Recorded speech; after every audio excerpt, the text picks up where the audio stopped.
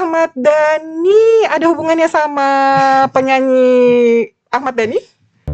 Selamat datang di Ide Podcast. Ide-ide gue, mana ide lu? Assalamualaikum warahmatullahi wabarakatuh, Sobat Ide. Ketemu lagi dengan Ide Podcast. Ini ide gue, mana ide lo? Sobat Ide, pandemi COVID-19 berimbas kepada pertumbuhan ekonomi yang menurun, termasuk di Indonesia.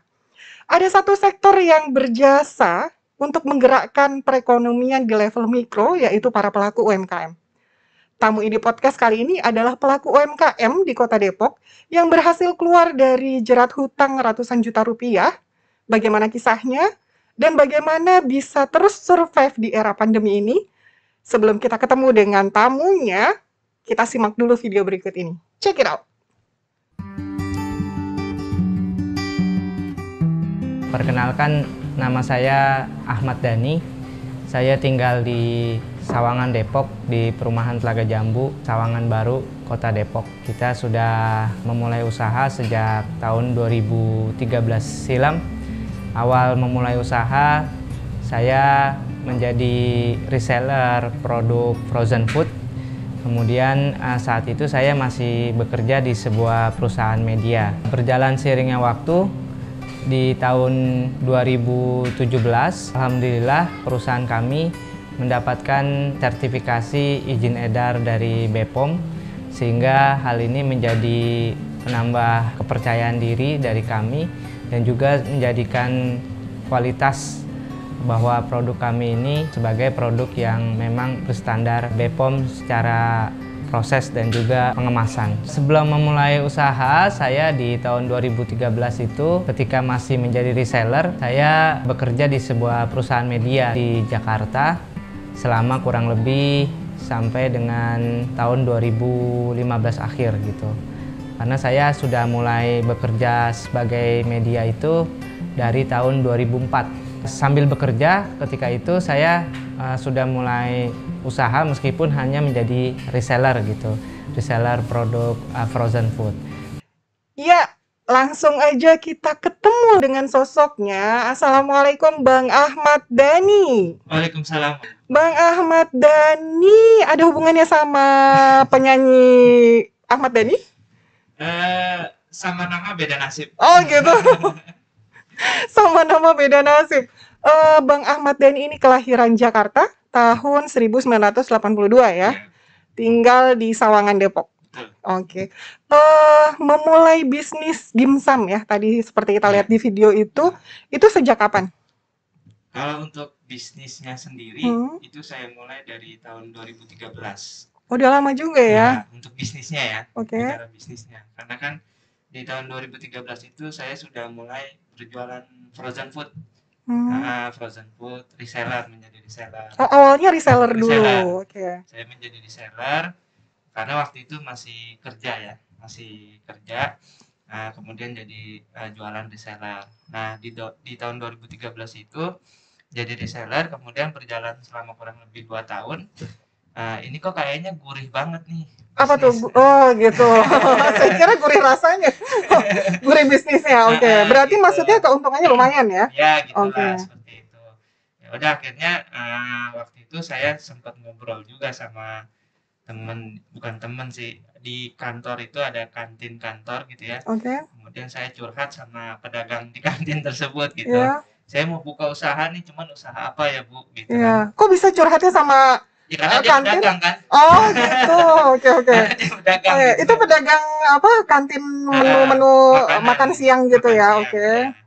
Nah, kemudian si chefnya atau tukang masak di kantin itu nyeletuk gitu kan, karena kita udah kenal, bisnis dimsum aja Pak, katanya gitu kan. Saya waktu itu nggak tahu dimsum itu. Oh gitu, jadi nggak tahu.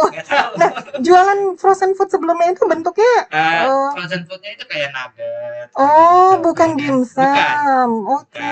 Jadi saya jualin produk sebuah brand frozen food lah. Iya. Gitu. Nah, berarti tahu kata dimsum dari si chef kantinnya itu. Dia bilang saya punya temen, dia koki dimsum, mungkin bisa belajar sama koki itu. Oke, Gitu kan. koki dimsum. Maksudnya untuk membuat dimsum itu dia khusus ada chefnya, ada Iya, koki sendiri. iya. Memang Oh, dia spesialisnya dimsum. oke. Karena dimsum itu kan spesialisnya banyak, ada Oh, jenisnya banyak gitu. Nggak oke. cuma Apa aja tuh jenisnya? ada banyak ya, ada kurang lebih belasan jenis ya. Kalau yang dikenal masyarakat umum ya somai, itu kan yang Iya, betul. somai dimsum, kemudian hakau. Bedanya apa tuh?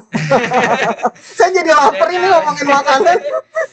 Bedanya Ada somai, ada hakau, oke. bentuknya dan warnanya juga beda. Oke, Gitu. berarti cuma beda bentuk, warna. Kalau menu di dalamnya beda juga. Biasanya isinya beda juga. Ada yang pakai udang, ada yang pakai sayuran segala macam. Oke. Gitu. Nah gitu. Setelah itu saya ketemulah sama si koki dimsum itu kan.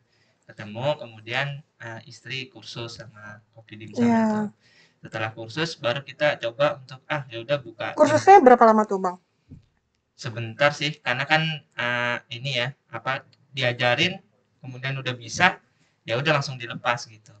Gitu. Ini menarik nih, karena kan nggak setiap orang ya ketika mau mulai bisnis kemudian ketemu jalannya gitu ya. Ini kan kayak jalannya tuh kayak ada aja gitu jalannya, kok bisa ngobrolnya sama curhatnya sama orang kantin ya kan, kemudian ternyata si orang kantin ini punya kenalan chef dimsum gitu. Ini kayak sudah diatur gitu loh. Itu merasa seperti itu nggak, Bang? Alhamdulillah ya seperti itu. Jadi kan memang ya segala sesuatu yang niatnya baik, insya Allah akan dibukakan jalannya kan gitu. Masya Allah, seperti itu ya. iya. Ya saya sih percaya gitu kan. Ya udah akhirnya karena sudah jalannya juga udah ditemuin dan chefnya juga waktu itu saya pikir kan harganya mahal karena chef gitu kan. Oh itu lumayan mahal untuk kursusnya itu? Saya berpikirnya kayak gitu. Ternyata murah banget gitu. Oh gitu. Enggak, dia karena teman ya udah nggak dihargain seharga orang. Oh gitu? Iya, nggak dihargain kayak seorang kursus private gitu. Jadi biaya kursusnya jauh lebih murah dibanding kayak gitu. Jadi ya udah. Karena teman yang tadi chef tadi. Oke. Bedanya lumayan nggak? Misalnya kalau orang umum kebanyakan separuhnya lah. Bisa separuhnya. Masya Allah ya.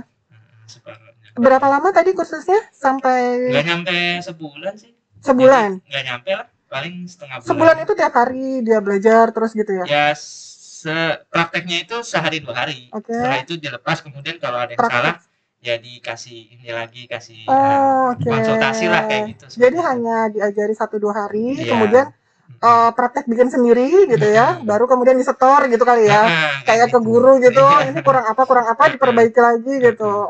Oke, menarik ini. Kayak gitu. Nah akhirnya istri juga bikin inovasi ya, teknik masaknya, kemudian bumbu-bumbunya sesuai dengan yang dia coba-coba sendiri gitu. Jadi bisa berinovasi dari sebelumnya, menu sebelumnya ya. Apa tuh bentuk inovasinya? Ya bukan hanya patokan dari si chefnya aja gitu. Jadi dia bikin inovasi sendiri sampai ketemu rasa yang sekarang dibuat di dalam dimsumnya ini kayak gitu. Jadi kalau boleh dibilang dimsum yang sekarang ini nggak 100% resepnya si koki itu gitu. Oh gitu. Oke, luar biasa. Jadi inovasi istri juga gitu. Dari situ kemudian kelihatan udah bagus. 2015 saya sudah ancang-ancang untuk keluar dari pekerjaan gitu. Ya waktu itu sempat ngobrol juga sama istri, karena kan kalau mau memulai usaha itu ya kita harus ngobrol sama pasangan lah kan gitu ya. Karena kan yang paling terdampak pertama kali pasti kan keluarga kalau ada apa-apa kan gitu kan. Betul. Gitu. Akhirnya istri juga udah oke, bismillah jalan gitu. Nah sebelumnya Bang Dani itu kan jurnalis ya di sebuah media yang terkenal ternama lah gitu ya. Kemudian bisa akhirnya tadi memutuskan untuk oke nih resign aja gitu ya. Itu kan sebuah keputusan besar menurut saya ya. Dari yang tadinya dia bergaji rutin, kemudian dia harus keluar dari zona nyaman gitu ya. Bisa mengambil keputusan besar seperti itu, kira-kira apa sih yang bisa jadi motivasi? Pengennya seperti apa sih, atau memang gimana? Sebenarnya semangat saya untuk berbisnis itu memang sudah sejak lama. Saya kuliah itu dagang gitu. Oh, sambil kuliah berdagang. Tapi kuliahnya bukan di jurusan bisnis gitu, enggak, bukan ya? saya FISIP. Oh, Nggak nyambung. nggak nyambung ya, iya. Oh, Gitu. oke. Dagang es rumput laut. Dari pas di kampus itu. Kebetulan istri pelanggan setia saya nih waktu di kampus. Oh, jadi ketemu istri di kampus karena jadi langganan. Oh Kayak ya gitu. Allah. Nah, jadi gitulah. Dari langganan jadi jodoh ya. Kayak gitu. Tapi teman kampus, teman mahasiswa. Iya, teman kampus. Oh, oke. Satu jurusan juga. Enggak, istri kebetulan ekonomi. Oh, oke. Ekonomi, tapi bisa ketemu karena si S tadi ya. Iya. Masya Allah, ini namanya jodoh ya. Dijodohinnya sama es rumput laut tadi. Iya, kayak gitu. Esnya itu buat sendiri atau reseller aja? Saya dagangin produk orang gitu. Oke, karena mahasiswa kan, jadi kita nyari ini uang jajan ya sama teman-teman gitu kan. Ada pedagang es rumput laut, Pak. Udah Pak, dagangannya kita yang dagangin aja. Ya udah deh Mas, ini kebetulan saya juga ada tempat lagi di tempat lain yang itu nggak ada yang penjaganya. Ya udah yang di kampus itu kita yang jagain gitu intinya. Kita pegawainya dia lah gitu. Jadi nunggu di tempat di kantin, gitu ya, di kantin. Oke, disitulah ketemu ya di kantin. Kayak gitu. Jadi kenapa saya kemudian memutuskan bisnis? Satu karena itu jiwa saya memang pengen berbisnis gitu dari mudanya gitu. Terus yang kedua, saya melihat bos saya ini kan karyawannya banyak, sampai ribuan orang gitu ya. Ini bos yang jurnalis? Jurnalis itu. Oke. Kayak gitu. Nah ini kok saya lihat enak banget gitu ya, bisa membahagiakan karyawannya, bisa membahagiakan keluarga karyawannya. Ini kan bisa mendatangkan pahala yang cukup banyak gitu kalau dalam konteks berbuat kebaikan gitu ya. Kayak gitu. Wah, saya kok pengen kayak gini gitu. Saya pengen bisa membuat manfaat buat orang lain kayak gitu. Meskipun kecil-kecilan tapi setidaknya saya bisa menolong orang lah kayak gitu. Seperti itu. Dari situ kemudian saya berkeinginan kuat, oh saya harus seperti dia gitu. Makanya ketika keluar saya ditanya sama bos saya itu, kamu mau ngapain dan gitu. Kamu mau ngapain, kan ini udah enak di sini. Jadi wartawan gitu. Saya sebut saya pengen seperti saya sebut bos saya itu gitu. Dia ketawa bos saya. Gitu. Saya pengen seperti dia, saya pengen menjadi seorang pengusaha. Nanti suatu saat Pak, saya datang lagi ke kantor ini tapi bukan sebagai pelamar pekerjaan tapi sudah menjadi seorang pengusaha. Masya Allah, luar biasa. Itu cita-cita saya itu. Kayak gitu. Jadi itu yang memang untuk jadi pengusaha itu dia harus punya mimpi besar gitu ya. Seperti itu. Akhirnya udah tuh. Resign. Ya udah bismillah resign. Ya karena masih punya tabungan, enak ya, masih enak lah berarti gitu kan, karena masih ada tabungan. Tabungan itu dari saving kemarin gaji gitu ya. Gaji gitu kan, karena itu terus kita buka outlet gitu, buka outlet dimsum di Sawangan kayak gitu. Modal awal dulu berapa? Modal awal itu murah Mbak. Karena zaman dulu cuman sewa tempat terus beli gerobak itu nggak nyampe 10 juta. Oh jadi gitu.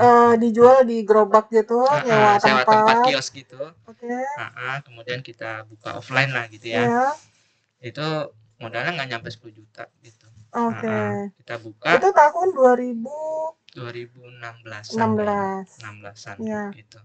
2016-an kita buka, laris tuh. Gitu, laris. Karena laris, kemudian saya bergabung ke komunitas UMKM di Kota Depok gitu kan. Gitu, ketemu UMKM, bisa ketemu komunitas UMKM-nya itu gimana? Ya karena kita punya teman-teman bisnis juga kan gitu. Jadi diajak lah kayak gitu, diajak gabung. Kemudian di suatu ketika di grup komunitas itu diminta dicari produk dimsum untuk penyediaan catering gitu ya, catering pesta lah gitu. Kemudian karena saya membuat dimsum, saya coba ngajuin diri. Waktu itu sih cuman karena pengen coba aja lah gitu, nggak yakin juga untuk diterima. Nggak tahu ya dari sekian produk yang diajukan, produk saya yang diterima. Oh gitu. Dan padahal itu ada banyak yang mengajukan. Iya, jadi memang ada banyak yang mengajukan dan kebetulan cateringnya juga bukan catering yang biasa aja, ini catering yang udah lama. 30 tahun di Jakarta gitu ya. Udah punya nama lah udah punya nama. Jadinya dari situlah kemudian produk dimsum saya dikenal gitu. Luar kayak biasa. Gitu. Saya masuk ke situ dan ternyata main di catering ini jauh lebih gurih daripada outlet Oke, gitu. gurih lagi nih. Oh, berarti untungnya lebih menggiurkan Iya, ya kayak gitu. dijual outlet itu. Oke. Kayak gitu. Karena outlet juga kan kalau dibilang ya capek lah, bukan capek ya, maksudnya biaya effortnya itu cukup tinggi gitu karena Karena kan dia ada offline gitu, biaya sewa tempat, karyawan karyawan, nungguin ya. belum lagi harus ada promo macam-macam gitu kan. Oh gitu, Nah, jadi kalau harus bikin event promo-promo gitu ya. kayak gitu. Kalau yang catering? Kalau yang catering kan kita tinggal nunggu telepon orderan aja Oh kan, iya, gitu iya, kan. betul. Tinggal ditelepon setiap awal pekan tuh, saya untuk akhir pekan ini acaranya di mana. Ya udah selama 1 pekan itu kita siapkan gitu.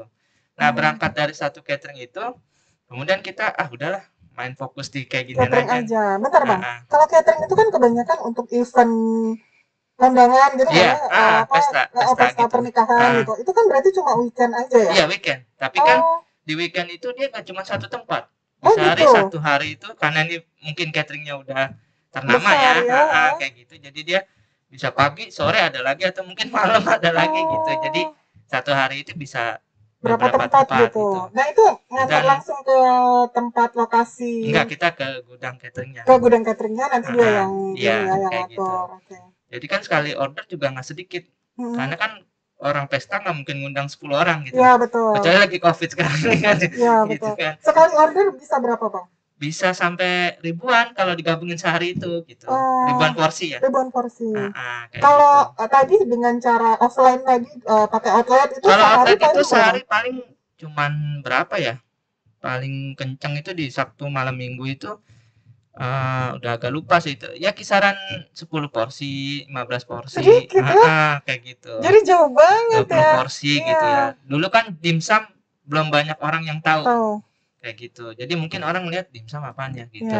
Zaman waktu itu ya, beda sama sekarang kan sekarang udah banyak. Orang udah pada tahu ya. Kayak gitu. Ya kayak tadi aja Bang Dani dimsum apaan gitu ya. Iya, kayak gitu. Nah, dari situ kemudian udahlah kita coba fokus main di catering aja gitu. Akhirnya dari situ bertambah dari 1 catering, 2 catering, 3 catering sampai alhamdulillah se-Jabodetabek gitu ya. Itu sama restorannya juga kita ada sekitar puluhan catering lah kayak gitu. Masya Allah, sampai puluhan catering. Nah, tahu link catering itu dari mana Bang caranya? Nah, ini menarik nih. Jadi ya search Google. Oh gitu. Jadi kita modal yakin pede gitu karena kita udah diterima sama catering ternama. Itu saya jadikan portofolio. Ini loh, produk saya udah diterima sama catering ini loh gitu. Jadi saya jadikan portofolio dan mereka udah karena dia tahu itu catering ternama, ini mah untuk rasa mungkin ya. Nggak usah dites lagi, tinggal harga kan gitu kan, tektokan harga gitu kayak gitu. Jadi saya search Google nama-nama catering di Jabodetabek, saya teleponin satu-satu gitu. Seperti itu. Ternyata itu ya ininya. Kunci rahasia salah satu. Trik buat. Kayak gitu, saya teleponin satu-satu. Ya udah, kalau ada yang respon ya kita datang bawa sampel. Kemudian ya sempat juga ditolak misalkan rasanya begini-begini, boleh nggak saya perbaiki lagi? Ya silakan gitu. Nanti datang lagi. Pokoknya sampai dia benar-benar nolak, nggak mau baru kita tinggalin. Selama dia masih memberikan kesempatan, ya silakan Pak dicoba lagi ya Pak, dibikin lagi yang lebih ini. Oh pernah kayak gitu? Pernah? Ya sering, bukan pernah. Jadi ditolak dulu gitu ya? Gitu, karena kan mungkin ya dia mungkin mau ngetes juga nih, atau mungkin dia juga sudah punya vendor sendiri. Dan dia pengen membandingkan mana yang lebih baik kan seperti itu. Akhirnya ya kita usaha terus, ada juga ya akhirnya kita bisa diterima. Jadi gitu. Caranya itu kita datengin ya? Datengin langsung? Iya, datengin langsung. Datengin langsung cateringnya, kemudian menawarkan produknya gitu ya? Kayak gitu, canvassing lah kalau dalam bisnis itu kan. Iya. Kayak gitu Mbak. Apa itu ya canvassing ya? Ya itu datangnya door to door, kemudian langsung ke target marketnya seperti apa kayak gitu. Luar biasa ini, menarik. Nah, Bang, bisa bisnis kayak gini gitu ya. Itu padahal kuliahnya latar belakangnya bukan dari bisnis gitu ya. Itu dari mana sih bakat entrepreneurnya? Apa memang dibesarkan di lingkungan pebisnis atau gimana? Bakat dagang emang dari orang tua ya. Orang tua? Orang tua tuh dari kecil dagang. dagang kue keliling lah di kampung dulu kan kayak gitu. Ya, kampungnya di mana? Soalnya itu Jakarta loh. Kelahiran Jakarta, kampungnya di mana nih? Iya, betul ya. Kampungnya di mana ya? Jadi ibu orang Jawa sebenarnya. Oh, ibu asalnya Jawa. Karena mungkin saya anak bontot, jadi udah lebih mendingan lah kehidupan keluarga gitu. Jadi ibu dari Jawa, kemudian nenek itu tinggal di Bogor gitu. Di Bogor itulah kemudian ibu berdagang kue semprong, keliling kampung gitu. Kalau lagi cerita sama cucu-cucunya gitu, dia cerita zaman masih kecilnya gitu kan. Nah gitu, jadi dia keliling dagang gitu. Mungkin jiwa dagang saya ada dari ibu gitu. Kayak gitu. Bahkan sampai sekarang pun ibu masih buka dagang toko kelontong di rumahnya gitu. Masya Allah, berarti masih sampai sekarang masih berjualan. Ya karena mungkin dari kecil dia biasa dagang gitu ya, biasa megang duit. Ketika udah tua, gitu kan, jadi gatel aja gitu kan, nggak megang duit gitu kan, mungkin seperti itu gitu kan. Pengennya dagang aja pokoknya gitu ya. Nah Bang Dani gitu juga nggak? Pokoknya kemana-mana pengennya dagang aja gitu. Ya gitu sih. Oke, berarti memang ada latar belakang. Iya, kayak gitu. Bisnis lah ya gitu. Dari situ mungkin ada aliran bisnisnya gitu ya. Kayak gitu. Tadi kan udah tanya model nih Bang. Sekarang boleh nggak nanya omset Bang? Omsetnya ketika pandemi atau sebelum pandemi? Sebelum pandemi dulu. Kita cerita yang asik-asik dulu deh. Ya kalau sebelum pandemi sih alhamdulillah ya. Itu sebulan bisa sampai 50 lah. 50 apa nih? Jadi seminggu itu kan kalau misalkan orderannya lumayan banyak itu bisa sampai 20 juta gitu. Seminggu ya. Karena kan main catering itu kan. Iya, jadi Sabtu Minggu atau 20 juta itu Sabtu Minggu. Satu minggu berarti hitungannya satu minggu sekitar 20 ya. Kalau lagi rame-ramenya. Terus tadi 50 itu apa tuh? Ya 50 tuh kalau lagi sepi-sepinya lah gitu. Maksudnya sebulan. Oh, sebulan. Oke, berarti hampir tembus angka 100 ya. Hampir gitu. Sebulan gitu ya, sebulan. Main catering itu kan ya. Oke. Nah, itu kan sebelum pandemi ya, Bang. Nah, ketika pandemi 19 ini COVID-19 ini ngaruh nggak, Bang? Alhamdulillah. Jadi gini ya, beda bisnisnya gitu. Jadi saya cerita sedikit dulu. Nah, catering ini kan saya mainin terus ya. Mungkin karena saya keenakan main catering itu. Jadi saya kita juga nggak tahu ya bakal ada pandemi kayak gini kan. Betul. Nah, begitu 2020 kan ada pandemi tuh. Bisnis yang saya gelutin ini bisnis yang paling terdampak kan gitu kan. Pesta itu nggak boleh. Kemudian restoran harus tutup kan betul, gitu kan. Ya kalau boleh dibilang dari 100% jadi 0 kan. Memang gitu? Ya kan memang nggak ada yang ini kan. Karena memang ngandelin itu tadi kayak gitu kan. Terus akhirnya? Terus online juga saya nggak begitu seriusin gitu kan. Jadi saya karena keenakan ini mungkin pelajaran juga buat orang berbisnis ya. Jadi nggak boleh kita terlalu zona nyaman gitu kan. Mungkin katanya seperti itu kan. Jadi kita juga harus menyiapkan pilar-pilar lain kalau seandainya satu pilar ini rubuh gitu kan. Jadi maksudnya apa tuh Bang? Pilar apakah harus punya bisnis lain atau harus ada strategi lain? Iya kayak gitu. Kalau dalam sebuah rumah kan dia ditopang oleh beberapa pilar gitu kan, kayak gitu. Bisa bentuknya bisnis lain kalau misalkan memang dia sudah bagus di bisnis yang awal atau mungkin strategi bisnis yang lain gitu. Kayak misalkan main catering tadi kan. Bisa juga saya main online, harusnya kan seperti itu kan kayak gitu. Atau mungkin strategi pemasarannya harus variatif lah ya gitu. Iya, kayak gitu. Atau mungkin buka reseller, ke agenan kayak gitu kan. Nah, waktu itu saya karena keenakan di situ jadi saya fokuskan hanya itu aja gitu. Dan 2020 terdampak. Alhamdulillah di tahun 2017 itu kebetulan saya sudah dapat sertifikat izin edar BPOM gitu. Tapi ngajukan itu Bang, izin edar itu susah nggak? Waktu itu jadi kita ada komunitas UMKM. Yang kemudian dibukalah pendaftaran gitu se-Indonesia untuk mendaftar sertifikat BPOM gitu. Dari ratusan orang yang mendaftar, alhamdulillah produk saya yang diterima salah satunya dari ratusan itu, kalau nggak salah yang lolos itu cuma 20. Oh gitu? Berarti se-Indonesia ya? Nggak semua lolos berarti ya? Ya karena kan ini free. Gitu. Kayak gitu. Jadi sebenarnya berbayar ya? Cuma Ya ini karena ada untuk event yang UMKM, UMKM, ya. jadi digratiskan lah. Oke, Intinya ini itu. bentuk bantuan pemerintah ya, gitu. Ya, Oke. seperti itu bentuk bantuan pemerintah. Akhirnya lolos lah ya, bisa gratis mengurus Didampingin selama 1 perizinan. tahun tuh, Hmm. gitu. Akhirnya keluar izin edar BPOM-nya. Bentuk pendampingannya seperti apa, Bang? Macam-macam. Jadi kita diajarin proses dari mulai mengolah makanan dari awal sampai akhir itu yang sesuai dengan standar BPOM itu seperti apa. Kemudian settingan tempat produksinya yang layak untuk produksi itu seperti apa. Jadi macam-macam kemasan produk yang Diajarin aman juga. itu diajarin. Nah kalau itu dia ada berkala nggak? Kunjungan berkala gitu enggak? Atau setelah dia bisa kemudian dilepas? Bukan bisa. Jadi memang kan nanti ketika pengajuan itu nanti kan dicek, kita diuji. Iya. Ini tempatnya udah layak belum nih untuk dapat sertifikat. Jadi, banyak juga yang gugur itu banyak, yang nggak layak gitu. Kita itu sampai rela-relain nyewa tempat baru gitu buat dapetin sertifikat itu. Karena kan dia nggak boleh satu dapur sama dapur rumah tangga kita gitu. Seperti itu. Dia harus pisah lah ya. Harus pisah gitu. Oke, didampingi selama 1 tahun. 1 tahun itu akhirnya alhamdulillah keluar. Nah, setelah dapat sertifikat itu menolong saya ketika wabah COVID datang nih gitu. Kenapa tuh menolongnya? Saya ya saya akhirnya bisa buat kemasan frozen food. Gitu.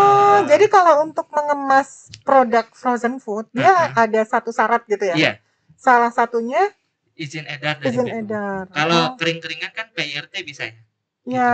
Izin edarnya PIRT. Tapi kalau untuk frozen food, olahan daging, olahan makanan daging gitu ya, itu harus BPOM. Gitu. Seperti itu. Nah, akhirnya bisa dibuat packaging. Gitu. Jadi saya buat kemasan frozen food. Kemudian karena mungkin di bawahnya ada label izin edar BPOM-nya, mungkin jadi orang tuh ini trust ya, meningkatkan trust masyarakat ya. Dan alhamdulillah juga kita udah sertifikat halal gitu kan. Ya, akhirnya dijual apa tuh Bang? Reseller atau? Ketika awal pandemi itu orang kan mungkin masih punya tabungan ya. Jadi kan yang bekerja dari rumah juga butuh makanan gitu kan. Takut keluar.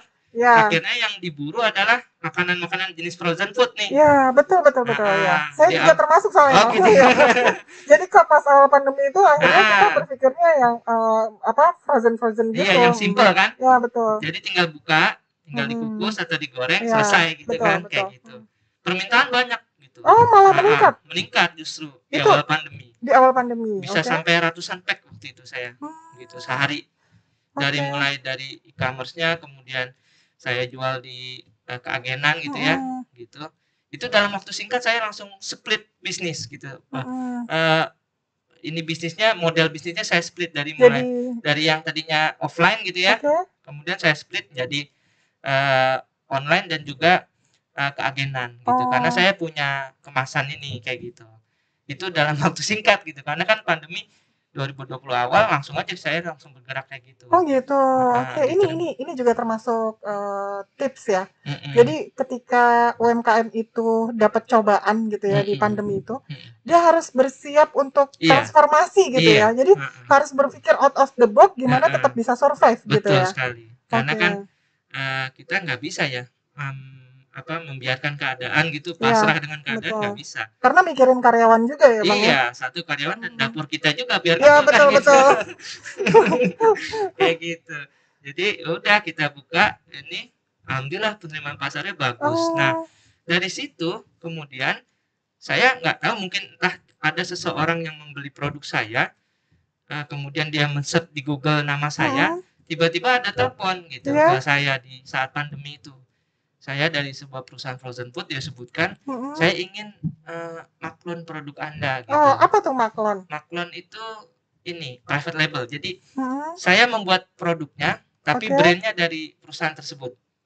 Oke. Kayak gitu. Misalkan, supplier atau? Bukan. Jadi misalkan Mbak Vivi mau bikin dimsum nih. Iya. Namanya Vivi Dimsum. Oke. Ya udah, nanti saya buatin dimsumnya, brandnya tapi Vivi Dimsum. Kayak gitu.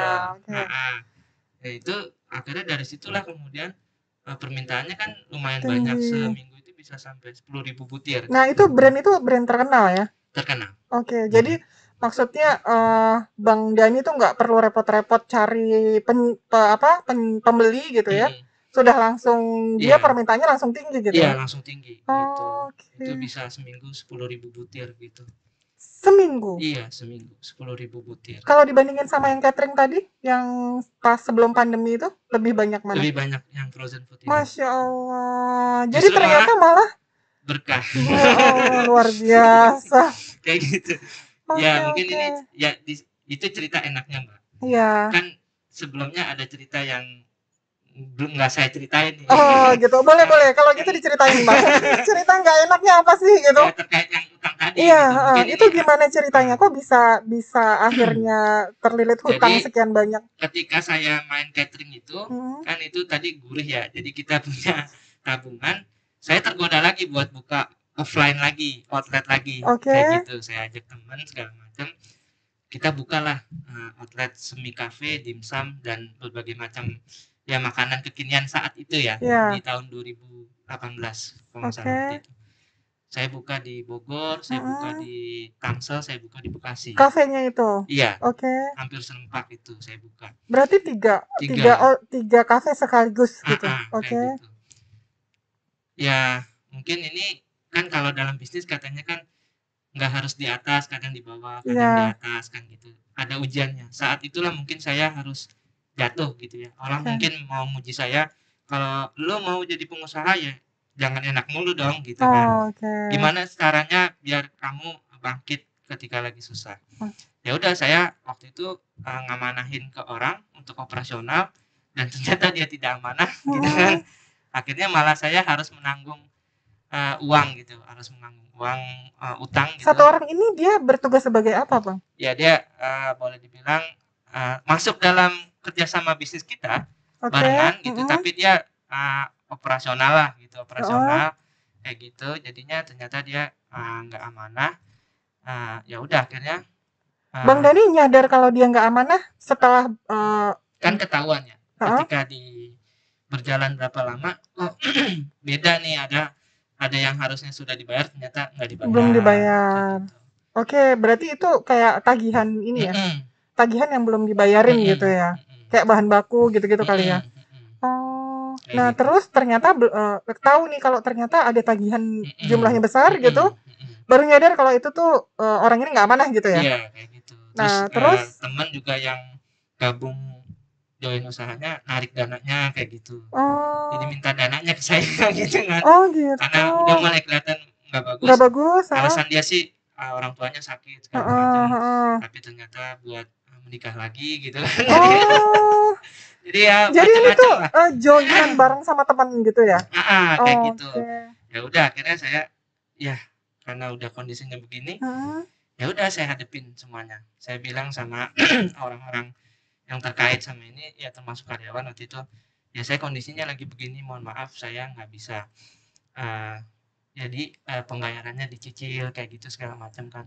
Terus saya juga bilang sama teman-teman ya saya harus nyari sana sini lah untuk menutupi kekurangan. Bentar Bang, saya penasaran sama orang yang tadi satu orang itu, dia kemana Bang? Kok nggak nagih ke orang itu gitu Bang Dani? Ya saya orangnya males ini ya, males ribut gitu ya, jadi ya udahlah gitu, biarin lah. Nggak ditagih tuh? Bisa aja sih saya pidanain segala macam, cuman capek Mbak, maksudnya mendingan saya fokus ke depan aja. Gitu. Yang penting udah, ya udah. Baik banget ya. Ya kan ditipu segitu besar ya, ratusan juta gini, gitu. Pada hakikatnya kan kalau memang itu dasarnya rezeki saya nggak bakalan kemana. Masya Allah. Dan kalau memang itu bukan punya saya, ya pasti akan diambil dengan caranya sendiri. Ya, gitu. Betul. Kayak gitu. Jadi saya berpikirnya ya udah mau ngapain lagi gitu kan. Emang udah perjalanannya seperti itu. Mungkin ini juga buat pelajaran buat saya. Mungkin Allah ngasih pelajaran kepada saya kan. Nih kalau bisnis kayak begini nggak bisa nih kayak gini.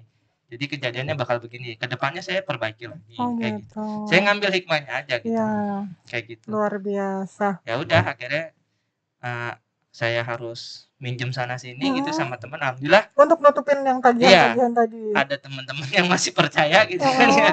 Ya memang karena saya nggak macam-macam sama orang. Artinya saya membangun brand diri saya juga nggak macam-macam ya. Percaya aja teman ngasih pinjem gitu segala macam. Ya udah, tapi saya bilang sama teman-teman itu, ya saya nggak bisa balikin dalam waktu dekat. Saya bilang gitu. Saya akan berusaha untuk melunaskan, tapi dengan cara dicicil lah seperti itu. Ya udah, 2018 itu kejadian, 2019 saya coba fokuskan lagi ke catering dan restoran tadi gitu. Bagaimana? Jadi waktu pas ke kafe itu 50-50 lah ya, kepecah tadi ya. Jadi cateringnya nggak terlalu fokus ya. Karena tadi bukan nggak terlalu fokus, jadi keuntungan dari si catering ini jadi kesedot semua gitu. Kayak gitu. Jadi malah ketarik buat kafe ini tadi. Kayak gitu. Jadi 2019 saya coba fokusin lagi. Begitu saya udah mau bangkit-bangkitnya gitu ya, udah mau berusaha untuk kembali lagi gitu. Awal 2020 datang musibah COVID itu. Jadi baru lepas dari yang tadi kejepit ya, yang ini datang lagi. Masya Allah. Tapi alhamdulillahnya nggak lama ya, langsung bertransformasi gitu ya. Nah itu saya waktu itu langsung minta doa sama Allah. Ya saya yakin, saya waktu itu masih yakin saya masih punya Allah gitu. Allah itu maha kaya. Kalau Allah mau ngasih jalan keluar, gampang kok ini gitu. Ya, karena Allah tahu di depan itu cara jalan keluarnya kayak gimana. Ya. Karena pandangan kita terbatas, ya kita udah pasrahin aja yang di atas. Saya bilang, ya udah saya yakin lah gitu. Akhirnya benar kan. Nggak tahu kenapa tiba-tiba saya punya ide, bikin frozen food lah gitu. Karena kan kita nggak tahu frozen food itu diterima sama pasar apa enggak waktu itu kan. Dan ternyata alhamdulillah gitu. Diterima sama pasar ketika awal COVID ya. Gitu. Kalau sekarang Bang? Sekarang awal COVID tadi tidak setinggi ketika awal COVID. Mungkin daya beli masyarakatnya kan mungkin sudah nggak terlalu tinggi ketika kalau awal COVID kan orang masih punya tabungan ya. Kan gitu mungkin ya. Kalau sekarang kan mungkin udah gajinya ada yang dipotong mungkin ya kayak gitu, atau mungkin ada PHK segala macam kan gitu. Nah kalau pas awal COVID tadi jumlahnya berapa? Kalau sekarang berapa kisarannya? Hampir separuhnya. Mbak. Hampir separuhnya turun ya. Jadi semenjak 2021. Iya. Ya udah masuk ke 2020 akhir juga udah mulai. Udah mulai. Oke. Mungkin gitu. Orang udah mulai saving kali juga ya. Iya, kayak gitu. Udah mulai menabung. Tapi di 3 bulan belakangan ini kayaknya udah mulai ini lagi. Udah mulai mau naik lagi. Alhamdulillah. Karena kan ini PPKM juga udah mulai diturunin gitu kan. Ya udah pada buka lagi, terus pesta-pesta juga udah mulai diperbolehkan gitu. Betul. Ini besok saya Sabtu Minggu udah ada orderan lagi. Alhamdulillah. Gini. Mudah-mudahan lancar terus ya Bang ya. Mudah-mudahan ini pertanda bangkalan bangkit lagi. Amin.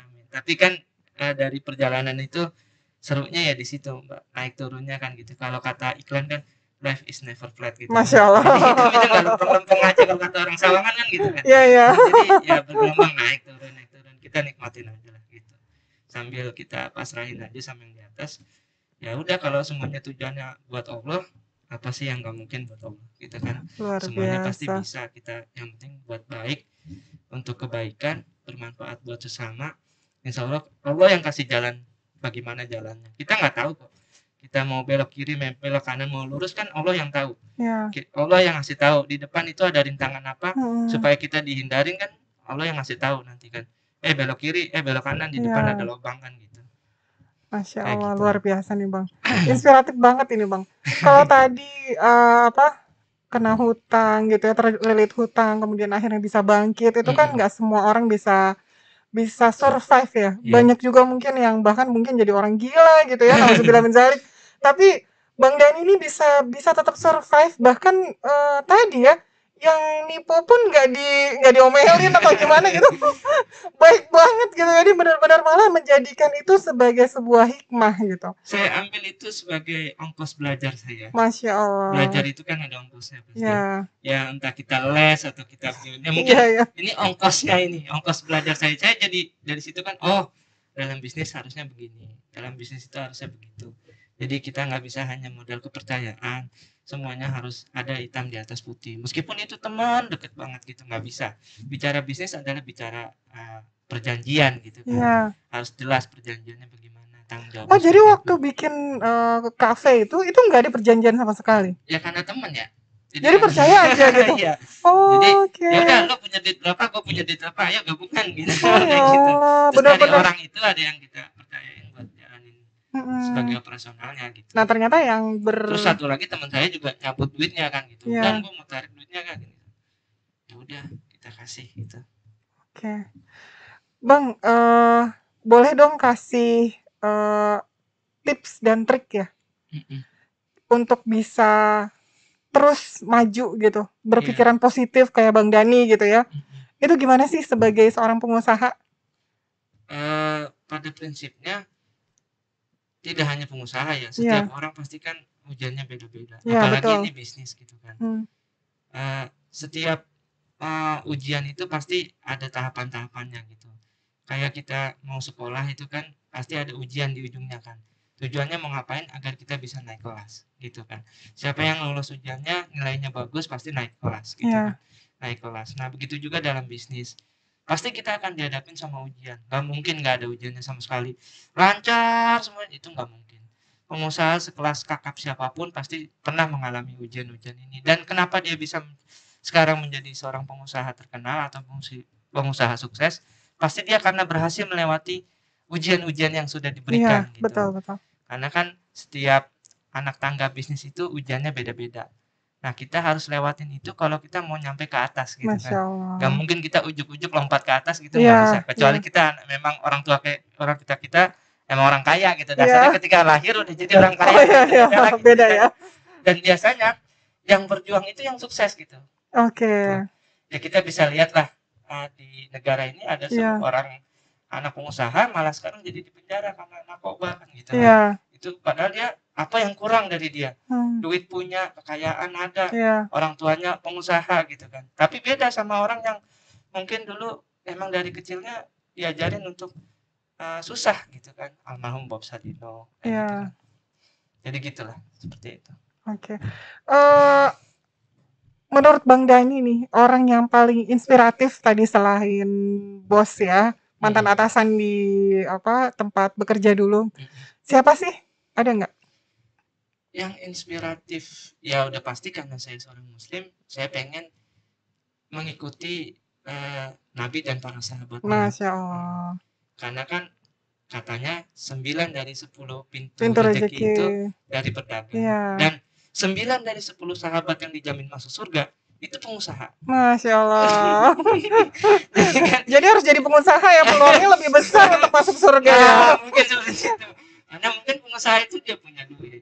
Dia punya, artinya kan kalau punya kekuasaan, dia punya duit, dia bisa berbuat apa aja, baik betul. Itu yang jahat maupun yang baik kan, tergantung gitu kan.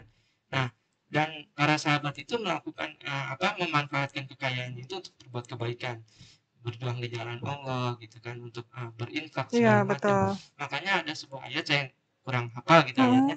Itu kan ketika orang sudah mati, ketika ingin dihidupkan lagi ke dunia, itu yang dilakukan adalah sedekah. Bukan sholat, bukannya zakat, bukannya haji gitu. Tapi sedekah. Kenapa? Kenapa tuh Bang? Itu. Jadi memang di sedekahnya itulah kemudian yang membuat orang itu bisa bermanfaat buat orang lain, kemudian bisa memudahkan ketika urusannya nanti di akhirat. Luar biasa. Jadi itu yang menginspirasi saya banget gitu. Bahwa ya bukan berarti orang nggak pengusaha nggak bisa masuk surga, bukan gitu. Artinya ya ada peluang yang lebih besar lah ketika menjadi seorang pengusaha sukses. Artinya kan dia punya harta, memberikan manfaat yang lebih gitu itu dia kan. Jihad juga kan bi amwalihim wa anfusihim. Amwal dulu disebut nih. Iya, betul. Hartanya dulu yang disebut, baru jiwanya setelah itu. Tapi kan orang sekarang beda kan, jiwanya dulu kan. Baru hartanya belakangan dulu. Nah, ini dibalik-balik jadi nggak beres gitu kan. Kayak gitu. Bang Dani, menurut Bang Dani nih, lebih efektif jualan offline atau online? Kalau saat pandemi ini jelas online. Oke. Karena kan aktivitas orang berkurang. Ketika aktivitas berkurang, otomatis traffic nggak ada kan. Sementara kalau online kan nggak harus ada aktivitas orang. Orang bisa pesan dari rumah, itu langsung masuk orderan kan gitu. Jadi memang jauh lebih efektif online. Dan saya pikir budaya membeli seperti ini akan terus terjadi di masa depan, bahkan cenderung meningkat. Karena orang akan semakin pengen mudah gitu, tanpa harus ribet-ribet datang outlet, ya gitu. Betul. Apalagi pas pandemi gini ya. Gitu kan. Dan saya pikir ketika pandemi akan turun pun mungkin orang udah zona nyaman ya. iya kayak gitu. Jadi Iya, ngapain jauh-jauh macet-macet ya. gitu kan, Oh, betul. buang-buang bensin mungkin kan Iya. gitu, atau mungkin kecuali untuk travel itu Iya. lain soal gitu ya, untuk wisata gitu ya. Tapi kalau untuk sekedar beli makan ya mungkin sekarang orang lebih habitnya itu udah pesan, berubah ya. lewat Online itu, ya, gitu. betul. Bang Dani sendiri online-nya lewat medsos atau lewat marketplace? Dua-duanya. Dua-duanya. Oh, Jadi ada tuh ya. semua kanal online itu kita masukin gitu. Mau marketplace, mau medsos itu semua kita masukin. Nah, menurut Bang Dani yang paling banyak menghasilkan pembelian gitu ya, itu lewat mana? Medsos atau lewat marketplace? Dua-duanya. Dua-duanya?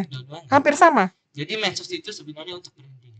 Oke. Karena kan kita punya teman ya. Punya teman Facebook misalkan, teman TikTok atau teman Instagram gitu kan. Ya udah dari situ kan mungkin orang hanya lihat-lihat dulu gitu kan. Keduanya menarik nih gitu. Baru mungkin lihat ketiganya beli gitu. Oke. Nah, Jadi orang beli bisa di marketplace gitu ya. Jadi ketika orang tertarik di situ dipancing buat lari ke marketplace. Jadi main di medsos juga gitu ya, tapi pembeliannya diarahkan ke marketplace. Iya, seperti itu. Jadi saling keterkaitan sebenarnya. Oke. Jadi medsosnya IG, Facebook. Saya main IG. Oh. IG, Facebook, tapi nggak tahu ini sama sekarang coba main TikTok gitu. Nah, kalau di IG nih Bang, follower berarti udah berapa Bang? Follower kita ada 2 akun kan kebetulannya. Kalau digabungin ya baru 15 ribuan. 15.000 banyak Bang. Itu gimana cara nyari follower? Soalnya dimsum loh, maksudnya kan cuma dimsum kalau dipikir gitu ya. Mungkin lihat orangnya kali Bang. Nah, berarti ada Bang Dani tuh di situ ya kalau di IG. Oh, enggak juga. Ya gimana ya? Ya ada triknya lah. Ada cara-caranya untuk menggait follower gitu. Nah, itu triknya itu belajar dari mana Bang? Ada gurunya. Oke. Kan banyak ya sekarang pelatih Instagram marketing, WhatsApp marketing kayak gitu-gitu. Banyak sekarang gitu. Dan murah-murah lagi belajarnya kayak gitu. Menurut Bang Dani nih, ada nggak sih keterlibatan pemerintah ya di UMKM gitu ya?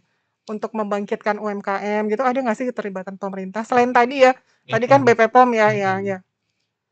Bukan ada lagi, tapi justru sebenarnya pengusaha atau UMKM itu harus bekerja sama pemerintah. Oh gitu. Iya, karena kan tanpa ada dukungan pemerintah, mereka nggak bisa jalan sendiri. Kayak contoh simple halal misalkan. Iya. Itu kan ada peran pemerintah di situ. Iya. Semakin mudah orang mendapatkan sertifikat halal, semakin gampang juga kan orang memasarkan produknya. Apalagi ini dimsum, bukan produk Indonesia, ibaratnya gitu, bukan produk makanan Indonesia gitu kan.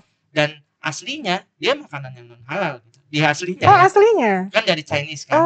Chinese-nya kan dia dari pork ya, dari babi kan gitu. Asli si dimsum itu harus bahannya pork. Iya, kayak burger lah atau hotdog lah. Kan hotdog kenapa dinamain hotdog kan aslinya kan memang dagingnya daging itu kan gitu. Ya, saya taunya makannya aja itu Bang. Enggak tahu bahan aslinya ke Indonesia gitu kan, di syariah di ini kan lah dihalalkan lah gitu, diganti dengan ayam, diganti dengan udang kayak gitu seperti itu. Nah, itu kan sangat membantu sekali ketika udah ada. Bahkan di awal-awal usaha itu banyak yang nanya, "Ini halal enggak, Mas?" Oh gitu. Iya, gitu. Karena kan orang belum paham dimsum waktu itu. Saya buka usaha 2015 itu belum banyak tahu tentang dimsum. Ini halal enggak? Ini halal. Makanya kemudian saya ada namain produknya itu Dimsum Haji Dani. Oh, gitu. Brandnya, salah satu brandnya. Salah satu tujuannya adalah mengedukasi ini pasti halal karena yang punya Pak Haji. Oh gitu. Jadi sampai harus saya capek-capek ngejelasin, masa Pak Haji jualannya nggak halal kan mungkin gitu kan. Kayak gitu, seperti itu. Bang Dani, pernah nggak sih selama menjalankan usaha gitu ya, mengalami satu hal yang paling berkesan gitu ya, atau pernah ada miracle happen gitu, pernah nggak ngalamin? Ya itu tadi, ketika pandemi itu ya, saya habis berhadapan dengan utang itu tadi. 2020 ada pandemi, ya udah. Kalau orang ibarat kata kan udah kepentok sana, kepentok sini, dari depan, dari belakang, samping gitu kan. Ya akhirnya saya minta sama Allah gitu. Nggak tahu nih saya mau ngapain. Ide kemudian bikin frozen food gitu. Nggak tahu kenapa bikin frozen food. Dan saya udah ada sertifikat BPOM, udahlah bikin aja frozen food, kita tawarin sama orang. Saya nggak tahu itu akan diterima sama pasar banyak gitu kan. Padahal dapat sertifikat itu kan udah dari lama 2017, ya. gitu. 2017 tapi nggak ditindaklanjuti sama bikin packaging sendiri gitu. Ya ada, tapi saya nggak serius di situ. Oke, karena tadi ya ada saja gitu. Ya, karena kan ada yang gurih tadi. Karena ada yang gurih tadi gitu. Hanya sekedar untuk mengajukan sertifikatnya, saya buat kemasannya, saya buat desain logo segala macam. Sudah selesai dapat itu ya sudah gitu. Saya nggak terlalu fokus di situ. Karena saya pikir saya bisnisnya nggak model begitu, dan kita nggak bisa nebak ada pandemi sekarang kan gitu. Iya. Nah begitu awal itu ya udah, saya minta sama Allah, udah tunjukin kayak gimana caranya. Nggak tahu keidaan gitu bikin frozen food, kan kita nggak tahu saat itu frozen food itu diterima sama pasar begitu banyak gitu. Tapi begitu bikin frozen food, saya lempar ke teman saya, nih jadi reseller ya udah nih nggak usah modal, saya kirimin dulu gitu kan.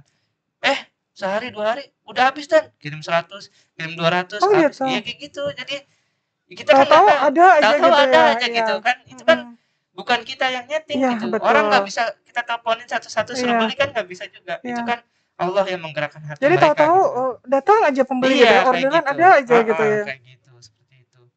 Jadi ya kuncinya satu lah, dekat aja sama yang di atas. Insya Allah nanti rezeki ada aja jalannya. Masya Allah, ya itu kuncinya ya. Kita udah nemu banyak kunci nih dari tadi nih. Pintunya mana, Mbak? Kunci semua dari tadi nih. Oke, Bang Dani, kita nih kalau di Ide Podcast itu ada satu pertanyaan yang kita sampaikan ke tamu nih. Jadi tamu itu harus punya ide lah gitu ya. Punya ide untuk Kota Depok. Menurut Bang Dani, apa sih ide Bang Dani untuk Depok? Di bidang UMKM? Iya. Ide saya, pemerintah Kota Depok sekarang ini programnya kan menciptakan 5.000 pengusaha baru. Iya. Nah, salah satunya itu. Tapi menurut saya harus dikerucutkan lagi. Dari 5.000 itu harus ada berapa persennya yang memang benar-benar jadi pengusaha sukses. Dibimbing terus sampai dia sukses. Jadi jangan sekedar dapat 5.000 udah selesai gitu kan. Tapi memang dari 5.000 ini ya berapa persennya lah, misalkan 10 orang atau 20 orang gitu kan. Memang benar-benar dibina, dimasukin karantina gitu ya. Dibina sampai dia benar-benar menjadi seorang pengusaha besar. Kayak gitu. Atau mungkin menengah kalau dari kecil gitu kan. Kayak gitu. Jadi dibimbing terus segala macam. Jadi memang harus ada target yang memang tajam gitu ya buat teman-teman UMKM ini. Ya boleh untuk dapetin 5.000 pengusaha baru, tapi jangan hanya sekedar barunya. Bagaimana dia selanjutnya itu harus dipantau terus, dan kalau bisa berkembang terus gitu. Dan saya yakin Pemkot juga sudah ada program itu kan gitu. Kebetulan saya juga gabung ke komunitas, jadi kita banyak kolaborasi sama Pemkot gitu kan. Jadi memang harus ada target. Kalau bisa di setiap kecamatan ada minimal berapa pengusaha sukses dari setiap kecamatan itu. Luar biasa. Yang di branding sama pemerintahnya, bahwa ini loh ketika datang ke Sawangan, ini loh pengusaha suksesnya. Ketika datang ke Pancoran Mas gitu, ini loh pengusaha suksesnya. Yang dia tadinya UMKM, sekarang usahanya sudah kayak gini. Kayak gitu. Jadi kan itu bisa menunjukkan bahwa memang UMKM itu bisa menjadi seorang sukses dan bisa menjadi panutan bagi UMKM yang di bawah-bawahnya gitu kan.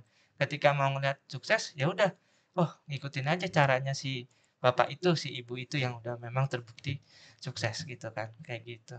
Menurut saya gitu. Luar biasa Bang Dani, makasih banyak nih sudah hadir di Ide Podcast. Sobat Ide, demikian tadi bincang kita dengan Bang Dani. Mudah-mudahan Sobat Ide banyak mendapat inspirasi. Demikian Ide Podcast kali ini, sampai jumpa di video selanjutnya. Jangan lupa like, komen, dan share, juga subscribe. Pantengin terus Ide Podcast, ini ide gue, mana ide lo? Selamat datang di Ide Podcast, ide-ide gue, mana ide lo?